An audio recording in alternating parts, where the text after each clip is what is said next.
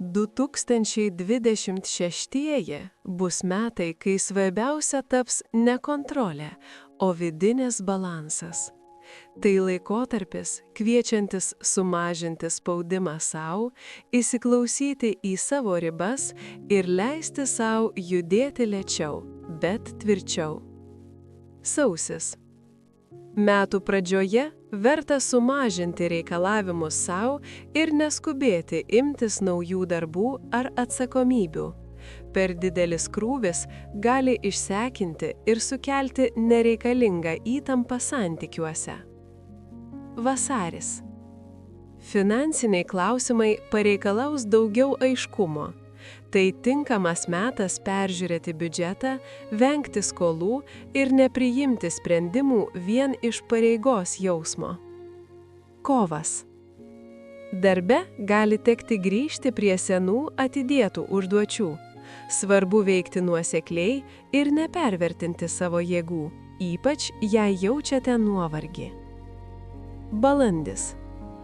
Namų, šeimos ar gyvenamosios vietos temos taps svarbios. Skirkite laiko vidiniam saugumui ir neignoruokite emocinių poreikių. Gegužė. Tai palankus metas kūrybai, santykiams su vaikais ar asmeniniam projektams. Vis dėlto svarbu nekelti savo per aukštų lūkesčių ir leisti savo džiaugtis procesu. Birželis. Kasdienė rutina ir sveikata pareikalaus daugiau dėmesio.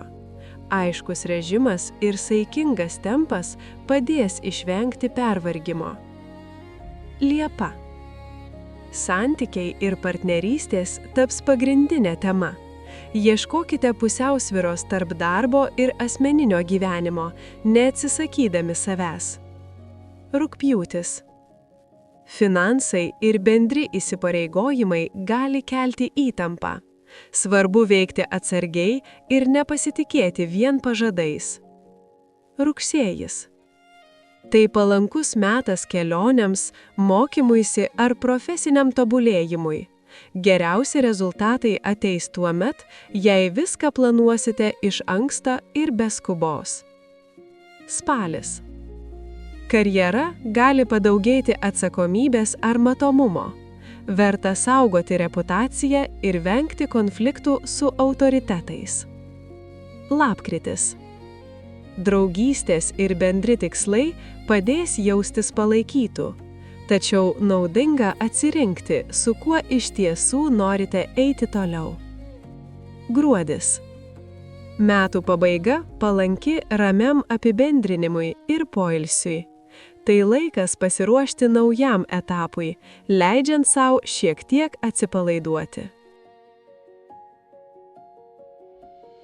Tikiuosi, kad šis vaizdo įrašas suteikė jums naujų minčių ir padėjo geriau suprasti likimo ženklus.